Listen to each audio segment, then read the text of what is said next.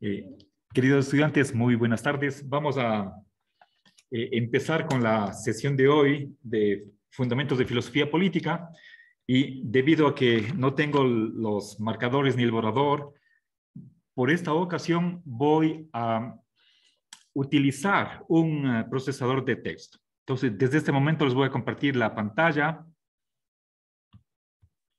Ya, perfecto. Seguramente ¿están viendo la pantalla? Sí, Ya, perfecto. sí, profe. Entonces, ya, muy bien. Entonces, vamos a continuar con el tratamiento de el bien común. A ver, la primera, bueno, en una clase anterior vimos capítulo 2 a capítulo 3 y ahora estoy en el capítulo 2, sección 9.6. ¿Sí? Entonces, bien común, voy a agrandar esto para que se vea bien. Ya. A ver, yo mismo no tengo, no sé cómo está saliendo, pero a ver, voy a agrandar.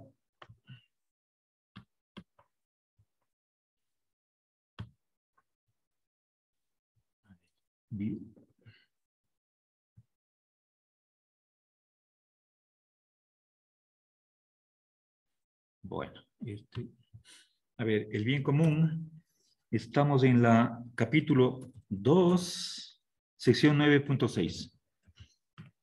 Bien. Bien, perfecto. A ver, estimados estudiantes, me parece que la semana pasada, en la última clase, caractericé lo que era el principio del bien común, pero lamentablemente parece que cometí un error que voy a inmediatamente a corregir en este momento. Bueno,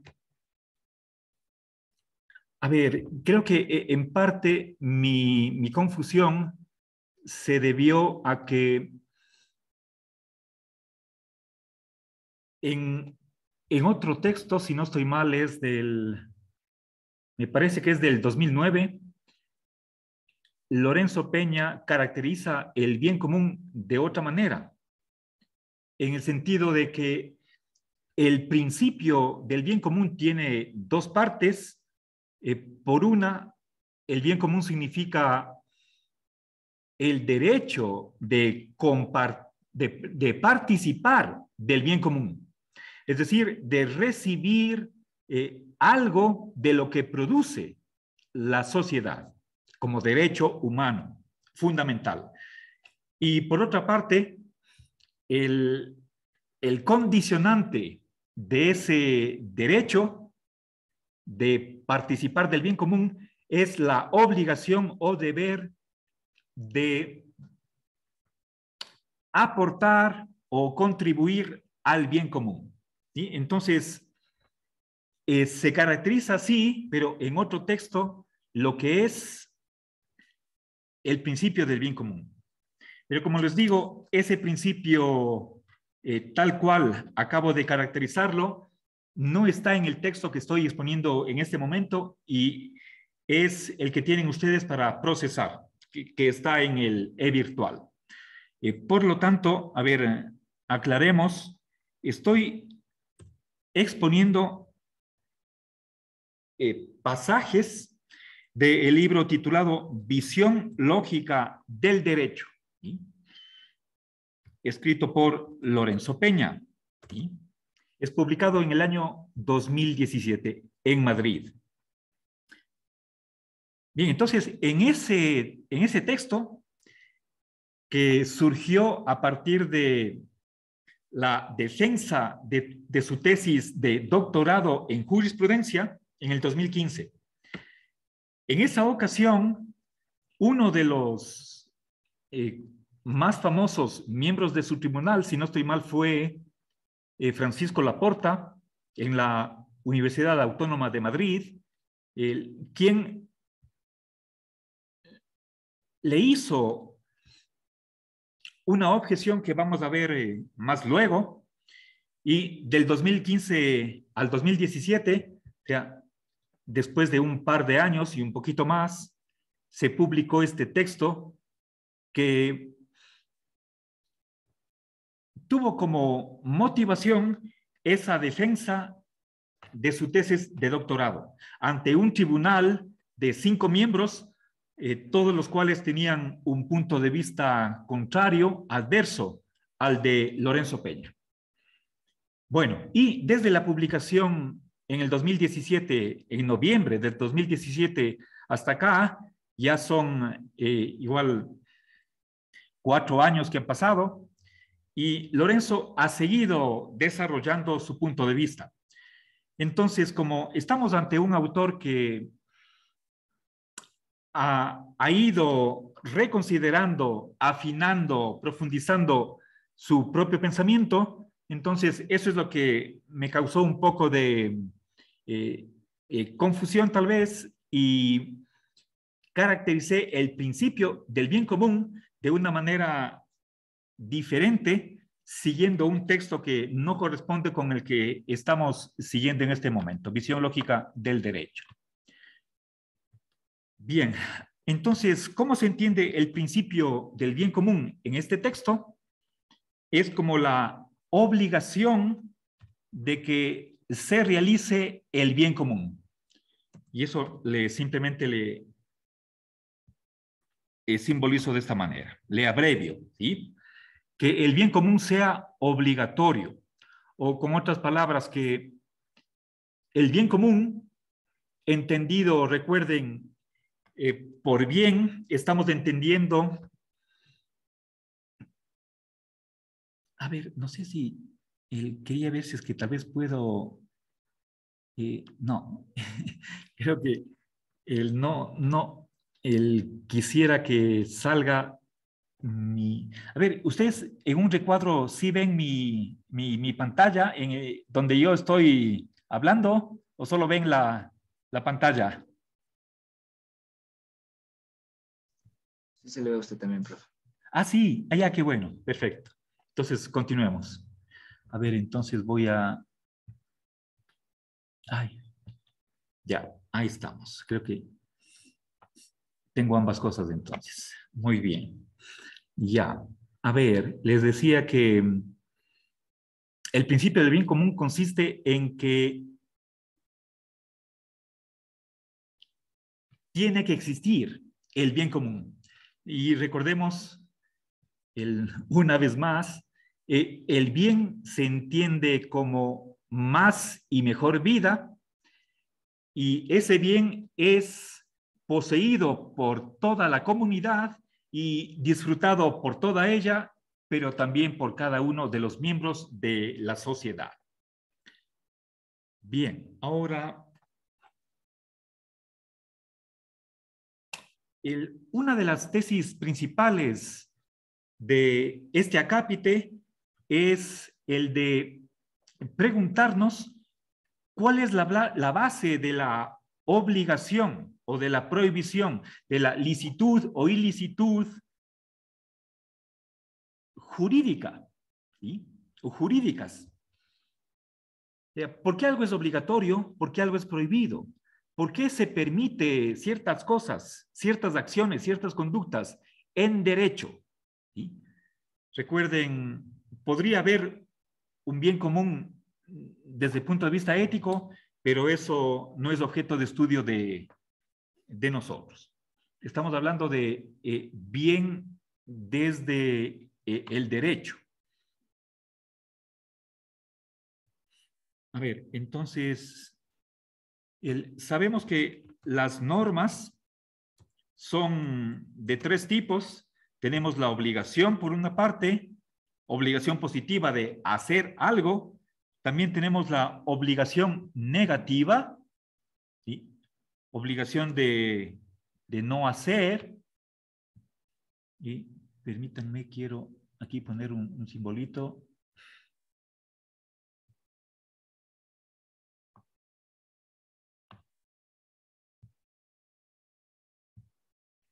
La obligación negativa, y finalmente una licitud o derecho, ¿sí? Bien, estos son los 3 calificativos deónticos, ¿sí? Que sirven tanto para el derecho cuanto para la ética, ¿sí? Lo obligatorio, lo prohibido, es decir, obligación de no hacer, es decir, es obligación de inacción u omisión. Y las acciones que están autorizadas, aquello a lo que tenemos derecho. Bien, la pregunta que yo les planteé es, ¿en qué se basan estas tres cualidades? ¿Sí? ¿Cuál es el criterio que tenemos para diferenciar lo que es obligatorio o no obligatorio, lo que es prohibido o lo que es lícito? ¿Sí? Bien, entonces, ¿en base a qué? ¿Sí?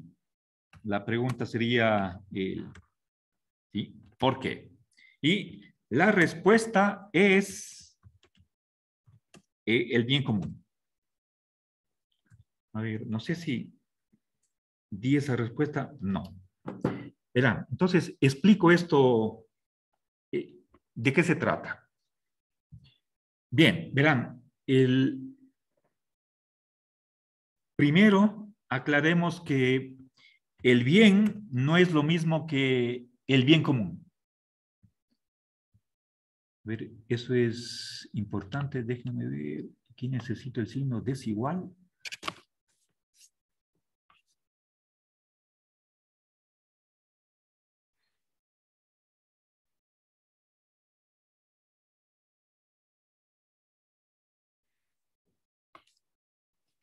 Aquí está. ¿Ya? El bien no es lo mismo que el bien común. A ver, ¿cuál es la condición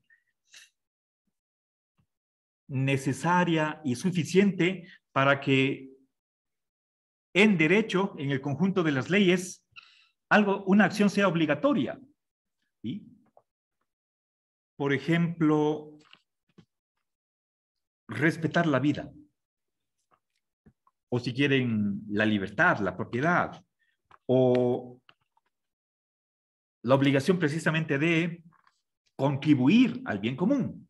¿Sí? Quien trabaja y quien tiene posibilidades para ello, y sobre todo las personas pudientes, pagando impuestos. Tenemos obligación de trabajar, ustedes tienen obligación de estudiar, porque eso es obligatorio. ¿Sí? Recuerden que les leí un artículo de la Constitución en el que se decía que ustedes, como estudiantes de la universidad, estudiantes de tercer ciclo, perdón, de tercer nivel, están en nivel de licenciatura, esto no es un posgrado, esa educación gratuita, ustedes la reciben, pero a condición de que sean responsables en sus estudios. ¿Sí? Entonces, ahí tenemos la correlatividad.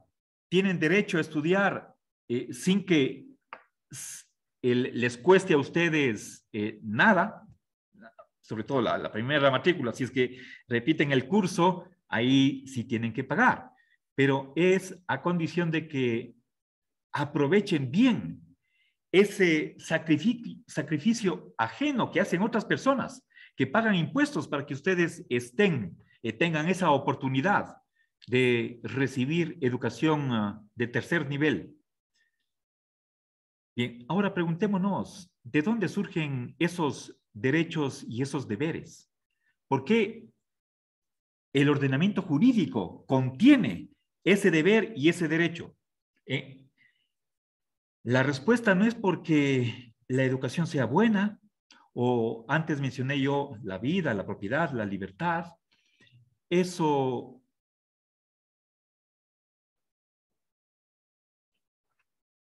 es algo diferente de lo que estoy enunciando en este momento. Y viceversa. O sea, a la base de los deberes, de las prohibiciones y de los derechos, no está simplemente el bien, simple y llanamente, sino el bien común, que es diferente, es lo que estoy poniendo acá. Recuerden, si quisiera expresarme de otra manera, aunque tal vez es un poco inexacto, bien común es un bien colectivo, pero que pertenece a toda la sociedad. No solamente a un grupo o a cualquier comunidad, sino a la sociedad. Eso quiere decir a todos. Entonces, ese es el bien que está a la base de todas las obligaciones. Lo que algo es jurídicamente obligatorio si es que favorece el bien común. Y viceversa, ¿de dónde surge una prohibición? ¿Por qué una acción es prohibida? No simplemente porque sea mala, mala desde el punto de vista ético. ¿Sí? Recuerden que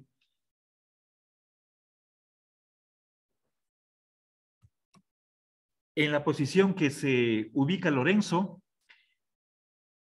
y en ello hay un cierto acuerdo entre las dos escuelas en pugna en filosofía del derecho, tanto el justnaturalismo como el justpositivismo.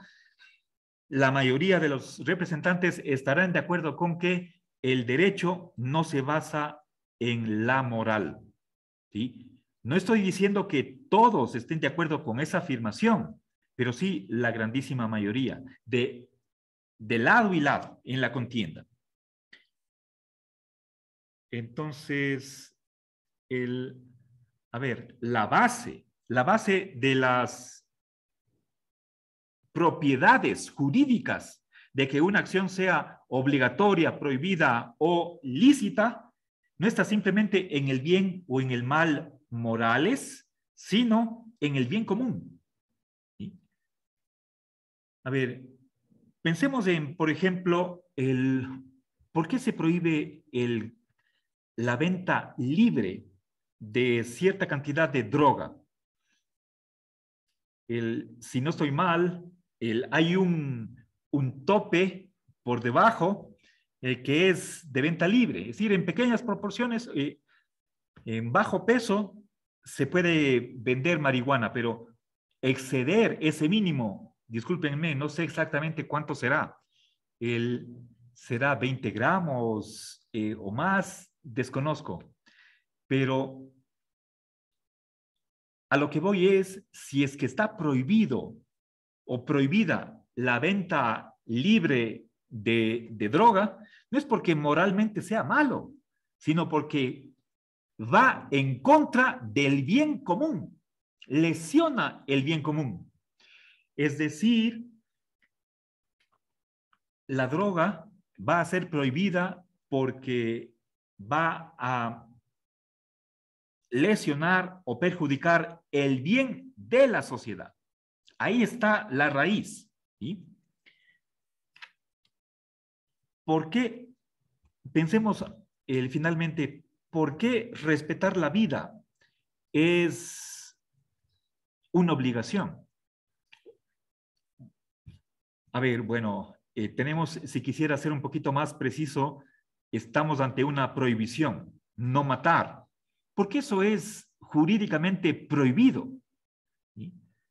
No porque la vida sea moralmente buena. Podría serlo, pero esa no es la base. El que se atente contra la vida iría contra el bien común. Esa es la raíz de la prohibición jurídica de no matar. ¿Sí? Bien, ahora hay otra formulación, voy a acelerar un poquito más porque me parece que estoy yendo un tanto lento.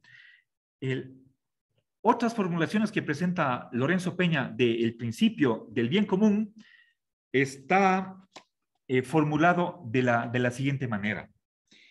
Y,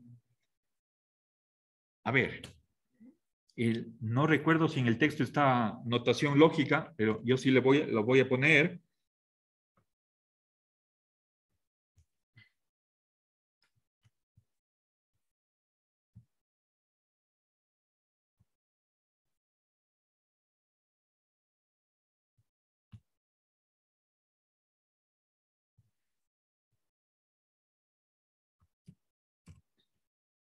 a ver, en el texto, a ver, en el texto tenemos la letra alfa.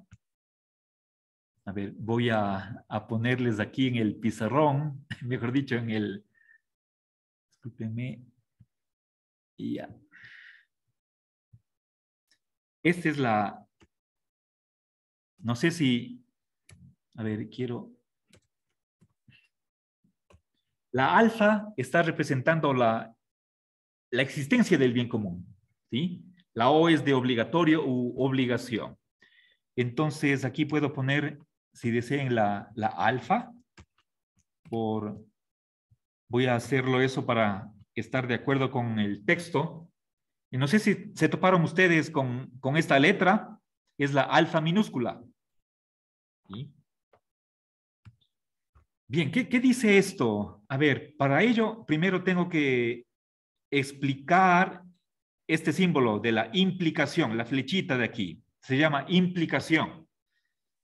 A ver, les leo qué dice esta fórmula. El que, a ver, esto podría, voy a pasarle acá arriba, porque es la enunciación del principio del bien común. Es obligatorio que la A mayúscula significa una acción en general, cualquiera que sea. Y la A significa autorizado o lícito. Es obligatorio que una acción sea lícita implica la existencia del bien común.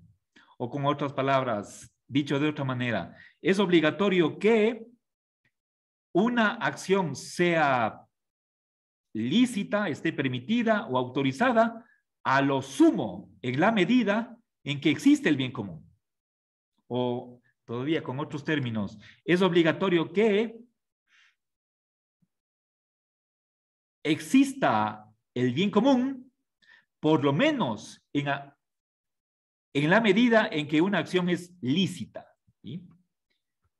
Bien, lo único que quisiera que ustedes recuerden con esta segunda formulación del principio del bien común es que el hecho de que una acción sea lícita, o también en vez de la O, podría estar aquí la O de obligación, ¿sí?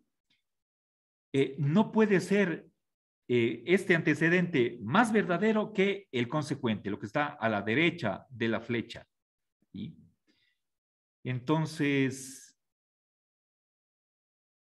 quizás sin querer ser tan estricto, tan riguroso, porque cuando les presento una fórmula, eso tiene un sentido unívoco, bien delimitado, pero eso digo, sin querer apegarnos literalmente a esta enunciación, lo que podríamos retener es que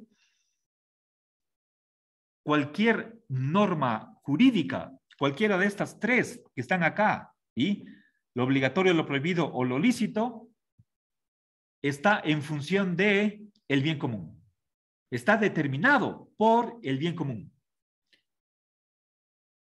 Eso quiere decir que siempre que estamos ante una norma, tenemos que presuponer, no solo como condición necesaria, sino en mayor medida, la existencia del bien común. ¿Sí? Toda norma, cualquiera de estos tres tipos, presupone necesariamente la existencia del bien común. Ahora, para finalizar esta sección, Lorenzo Peña se refiere a Santo Tomás. ¿Sí? ¿Y qué decía Santo Tomás? ¿Sí? A ver, él creía que el principio supremo del derecho natural es el de que el bien debe hacerse. ¿Sí? Principio supremo del derecho. ¿Sí? Dice del derecho natural. ¿Sí? Eso en En latín es ius nature, ¿sí?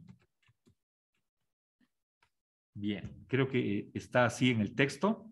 En latín, ius nature significa derecho natural o derecho de la naturaleza. Ya, ¿cuál es ese principio? El de que el bien debe hacerse. Bonum est faciendum. ¿Ya? Bien, ahora... Bien, traduzco esto. Bonum est faciendum significa lo bueno, bonum, lo bueno debe hacerse. ¿Sí? Bien, con otras palabras, miren, esto de est faciendum se puede traducir de otra manera. Lo bueno se hará, ha de hacerse, debe hacerse. Tiene el sentido de obligatoriedad. Y a veces las obligaciones se enuncian en tiempo futuro. ¿Sí? Por ejemplo,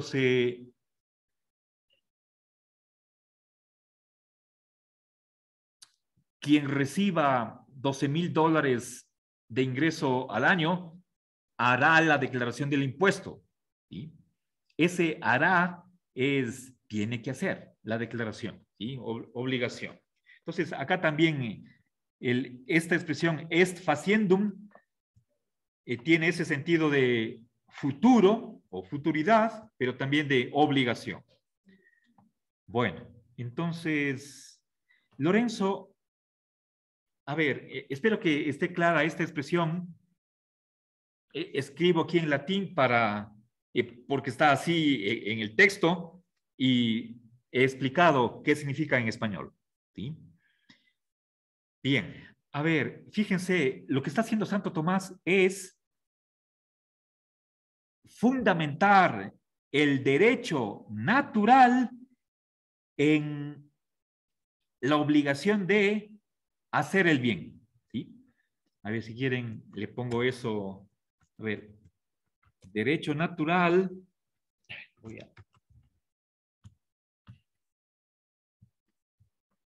Derecho natural.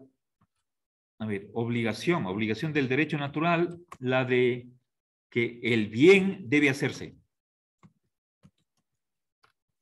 Ya. Bien, ahora, derecho natural pertenece a al sistema jurídico, al ordenamiento jurídico, y aquí el bien está entendido en sentido ético. ¿Sí? Bien. A ver, ¿qué es el bien? Podría ser la felicidad. Desde un punto de vista cristiano, como es el de Santo Tomás, el máximo bien, el bien supremo de un cristiano es el gozar de Dios en el más allá, ¿sí? Después de la muerte. Para eso se supone que tendremos que comportarnos de tal manera que nos merezcamos el cielo y poder contemplar a Dios cara a cara. Ese es el bien, pero es un bien ético o moral. ¿Sí? Entonces, ¿qué opina Lorenzo frente a esta creencia de Santo Tomás? A ver, en primer lugar, cree que es tautológico definir el bien en el sentido de que es obligatorio que se haga. ¿Sí? Entonces, esto que está aquí de que el bien debe hacerse, es decir, caracterizar el bien en función de un deber, le parece que no aclara nada. Es como decir, el triángulo tiene 3 ángulos, o kilómetro significa 1000 metros. Esos son tautologías, ¿sí? Y por lo tanto podríamos decir, en alguna medida son vacías, no nos informan casi nada. Entonces, esa es la primera crítica que hace Lorenzo. Son puras tautologías, una pura tautología. Y en segundo lugar, que el derecho es independiente de la moral.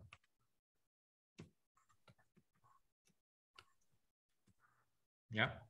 Independiente de la moral. Bien, esta última tesis de que la ética o la moral no constituye la base del derecho, ya lo defendieron tanto Kant como Pufendorf, eso en el siglo XVIII, y luego los positivistas, bueno, ambos, Pufendorf y Kant, a ver, voy a escribir aquí Kant, Pufendorf. Ellos, los dos, son justnaturalistas, pero después los positivistas también defendieron esta tesis de que hay que independizar el derecho de la moral. Según los positivistas, cuando se reúnen los asambleístas constituyentes para elaborar una nueva constitución, lo hacen absolutamente desde cero, sin presuponer nada, ni siquiera los derechos humanos, ni ningún valor. Y por lo tanto, ninguna norma de carácter ético o moral. Bien, entonces, por un lado, por un carril marcha la ética, por otro lado, el derecho. Eso no quiere decir que nunca coincidan, que no se topen de vez en cuando, pero podría ser eso posible o incluso real, pero no es algo que se aspire a hacer, sino que cada una de estos dos sistemas, el jurídico y el ético, tienen su propio campo, ¿sí? Bueno, ahora quisiera avanzar un poquito más. Pasemos a ver, no sé si tal vez tienen alguna pregunta hasta aquí con respecto a la sección 9.6. Yo tenía una pregunta, profe, pero sobre lo que dijo de Kant y Pufendorf. ¿Ya? Decía, bueno, también afirmaba usted que los constituyentes para hacer una nueva ley tienen que empezar desde cero, sin contar los derechos humanos. Eso para el positivismo. Pues positivismo, pero eso se aplica hoy en día, profe, sin los Claro. constituyentes se aplica hoy en día sin por supuesto, tomar en cuenta los derechos humanos. Correcto. O sea, pero le dije que es así para la mayoría de los positivistas. Hay algunos positivistas que niegan la existencia del derecho natural y que creen que al derecho, se le imponen ciertos límites desde los valores, con tal que los legisladores invoquen esos valores jurídicos. U otros pueden decir que el derecho positivo no es incondicionado, sino que tiene que estar nuevamente restringido por la moral. Pero eso es lo que se llama el justmoralismo. Si no tenemos derecho natural y estamos inconformes con que en el derecho pueda ser válido cualquier cosa, absolutamente, por más que sea injusta o indecente, inhumana, lo que usted desee, habría que partir no desde el derecho natural, sino desde la moral. Pero nuevamente, ese moralismo que algunos lo llaman, es una versión del pospositivismo, propiamente no es la ortodoxia juspositiva.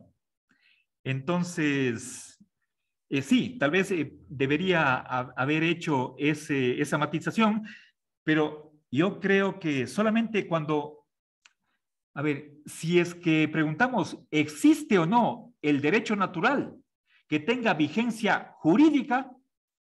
Los justnaturalistas dicen sí, los justpositivistas dicen no. Y por lo tanto, solo hay esas dos posiciones con respecto a la existencia del derecho natural jurídicamente vigente, lo quieran o no lo quieran, admitan o no los operadores jurídicos.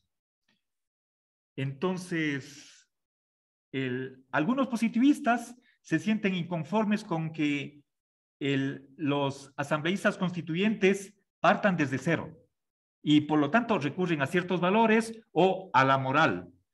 Pero esa es una minoría dentro del justpositivismo, porque para la ortodoxia justpositivista, la única fuente del derecho es el legislador.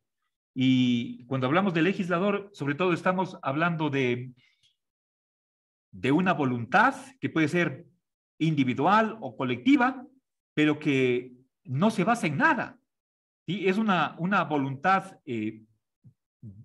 desnuda o pura que no tiene ninguna limitación en la razón o en nada. ¿Sí? Entonces, simplemente por convención se llegan a determinadas normas. ¿Sí? Ese es el positivismo. No sé si quedó claro. Creo que era Diego que hizo la pregunta, ¿no? Sí, profe, gracias. ¿Ya? Bueno. Bien, ¿alguna otra pregunta tal vez? ¿No? Sí, profe, bueno, yo estaba pensando en lo que dijo y en la explicación que nos brinda. Por ejemplo, si no existiera el derecho y las leyes, entonces el ser humano, ¿cuál sería el camino por el que se regiría para hacer el bien común o el bien natural? A ver, pero si es que no hay derecho, entonces yo diría tampoco habría sociedad. Si en esa hipótesis imaginaria y contrafáctica de que no hay derecho, no hay ninguna norma, entonces es lo que algunos teóricos contractualistas o pactistas denominan, o es lo que se le conoce con el nombre de el estado de naturaleza. Es decir, una época prehistórica, imaginaria, entiendo yo, en la que no había ninguna autoridad y las personas podían hacer cualquier cosa que le permitan sus fuerzas. ¿Sí? Eso quiere decir que nadie respetaba nada y incluso nos matábamos los unos a los otros. Es un estado de vida salvaje, barbarie, pero supuestamente según esta doctrina contractualista, la gente realmente no puede vivir bajo esa situación anárquica, caótica, y se reúne y después de una deliberación deciden crear la sociedad, darse una autoridad que a su vez les imponga leyes y también vele por su seguridad. Entonces, esa es la historia, el cuento que nos narran los contractualistas.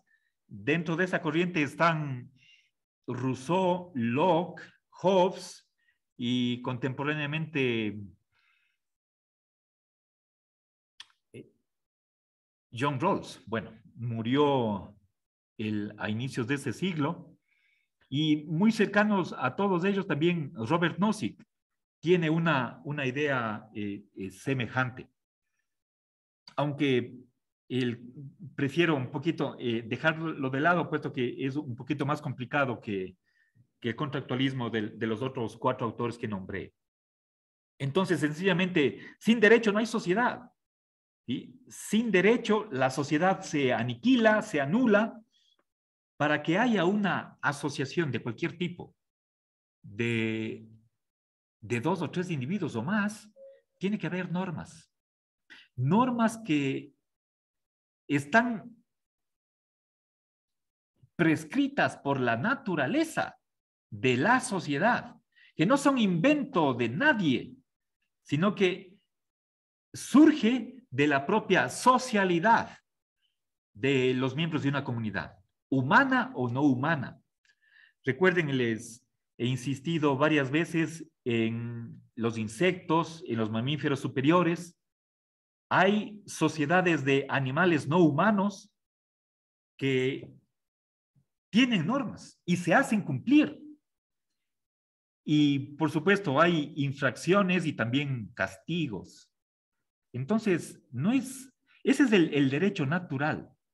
Ahora, si es que no hubiera derecho natural, la respuesta sería, entonces, estaríamos en una situación no social. ¿Sí? Cada uno sería como una isla. Entonces, sin derecho desaparece la sociedad. ¿Sí? Bueno, por supuesto, yo no soy contractualista, más bien he dado razones para oponerme a esa corriente. Tendremos ocasión de estudiar un poco más este subtema cuando hablemos de el anarquismo. Tenemos que plantearnos el problema de por qué tiene que haber una autoridad que espera que los demás obedezcan y que tiene unas determinadas funciones. ¿Sí? Bueno, Edison, espero que haya respondido a su pregunta. Gracias, profe. A usted, muy amable. Bueno, no sé si alguna otra pregunta. Profe, quería decirle algo. Estaba en contra porque... Diego, usted, ¿puede acercarse un poquito más al parlante para que se le escuche mejor? Al micrófono, quiero decir. ahí me escucha, profesor. Sí, sí. Decía, profe, que estoy en contra de su posición porque usted mencionaba que sin derechos no hay sociedad. Y justo estábamos leyendo el texto que estaba subido en el virtual y decía una parte donde que, que la sociedad es como una necesidad del ser humano, que en las épocas primitivas la sociedad se generó por la necesidad que tenían de organizarse respectivamente mediante trabajos dispuestos a cada género. Y entonces usted menciona que, como hizo la pregunta, compañero, mencionaba que, ¿qué pasaría si, no estoy mal, ojalá no me equivoque en la pregunta que mencionó, pero decía, ¿qué pasaría, por dónde, qué camino tomaríamos si es que no hubiera derechos? Entonces, yo le respondería también que podría ser el liberalismo, basado también en el derecho natural, que sería la vida, la propiedad, el derecho a la vida, la propiedad, y, o sea, eso, la vida y la propiedad, pasos de la vida en la propiedad y también la libertad. Y entonces ese creo que sería el camino también que tomaría la sociedad si es que no hubiera derechos. Si es que ponemos en un caso supuesto que seamos una sociedad, entre comillas, moderna, tal vez ahí sí sería un caos total. Pero partiendo desde el inicio, creo que tomaríamos el camino de la libertad, el bien, y la libertad, el bien común y la propiedad. Ese era, profe. Ya, gracias, Diego. Pero el momento que usted dice que no hay derecho, pero hay derechos a la vida, libertad y propiedad, entonces eso no comprendo. ¿Cómo puede haber cómo podemos afirmar que no hay derecho en el sentido de un sistema de normas y sin embargo hay ciertos derechos particulares como a la vida, a la libertad, a la propiedad? Si es que hay esos últimos 3 derechos, entonces si hay derecho en el sentido de sistema de normas. La pregunta que hizo Edison la entendí en qué pasaría si no habría derecho, si no habría ninguna norma, ninguna obligación, ninguna prohibición, ninguna licitud. ¿Qué pasaría en esa situación de carencia total de normas? Entonces, ahí le respondí que no habría sociedad. ¿Sí? Para que haya sociedad, haya coordinación de acciones y que no choquemos los unos contra otros, debe haber reglas de convivencia, en ausencia de las cuales simplemente la convivencia no es posible.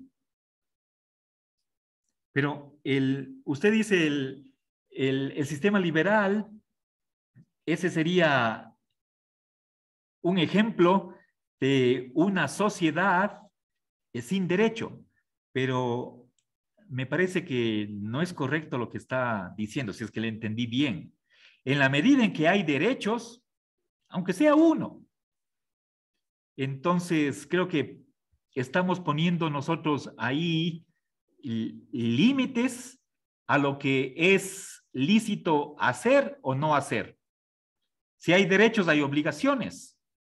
Entonces, si una persona tiene un derecho, los demás están obligados a un cierto trato con respecto al titular de ese derecho.